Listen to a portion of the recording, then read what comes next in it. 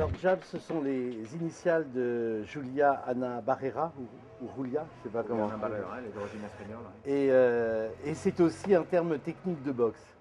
Oui, le jab, en boxe anglaise, c'est un direct du bras avancé, en général un direct du gauche, quand on est droitier. Ça vient du jargon américain de la boxe. Voilà. Couramment en France, on l'emploie aussi. Le jab, c'est le direct du gauche, en gros. Et alors, c'est le trajet, le parcours d'une môme dans les quartiers très pauvres de Marrakech qui mendie avec une femme qui l'a prise en charge alors que c'est une enfant abandonnée. Alors, il va y avoir 1000 aventures, ils vont être accueillis et hébergés par une famille française qui va lui donner une éducation. Et puis, cette femme qui va devenir une femme visiblement splendide, totalement féminine, a par ailleurs une sorte de capacité incroyable, c'est que c'est une boxeuse dans l'âme. Et il y a une sorte de tension entre tout le pôle masculin de la boxe et toute sa féminité. Oui, alors bon, c'est d'abord l'histoire d'une femme, d'une petite fille abandonnée, hein, parce que si elle a grandi au Maroc, et si elle a été recueillie effectivement par une Marocaine aussi généreuse que misérable, c'est une petite fille d'origine espagnole qui a été abandonnée par ses parents à Tanger. Donc il y a une blessure originelle, une violence originelle. C'est quand même l'histoire d'une petite fille, d'une femme qu'on a pris plein la figure, d'une certaine manière. Et aux côtés de cette femme marocaine, elle va continuer à vivre de manière dure, même si cette femme l'aime profondément sans savoir être affectueuse. Et elle a évidemment, mais j'ai envie de dire comme toutes les femmes, cette capacité à se battre. Elle a évidemment un tempérament très fort.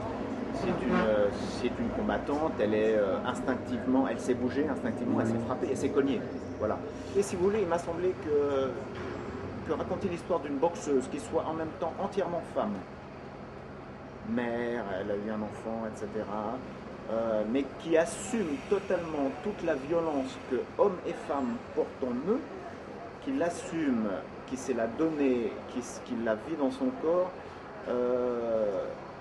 était d'une manière beaucoup plus forte, et ça ouvrait un spectre beaucoup plus large pour parler finalement de la violence du monde que de parler d'un homme.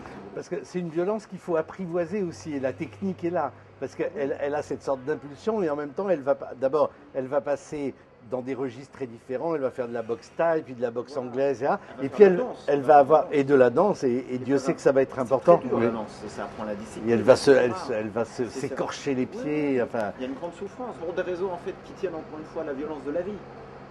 Elle va faire un mariage qui est un mariage arrêté, etc. Elle va se prostituer, elle va rencontrer une prostituée qui est un très beau personnage de Guapa, qui est une sorte de pute un peu comme ça, excentrique, mais qui en même temps, elle aussi, a toute la violence des femmes. Voilà, exactement. Qui est comme elle, un personnage sauvage qu'on a plein la figure.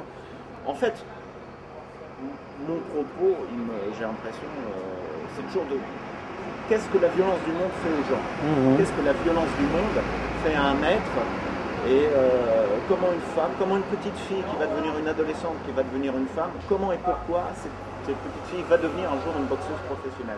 Le paradoxe du livre, c'est qu'il est très violent, il y a des scènes, et puis c'est la violence de la vie, c'est la violence du monde, comme vous le dites, et en même temps, il y a quelque chose d'une pulsion vitale qui fait qu'on sort de la lecture de ce livre plus fort. Ah oui, c'est gentil, écoutez, oui,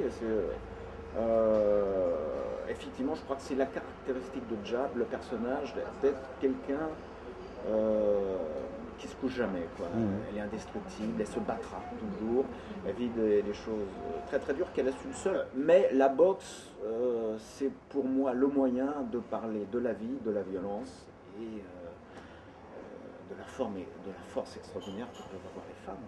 Quoi. Mission accomplie alors. Pierre Brunet, merci. Merci.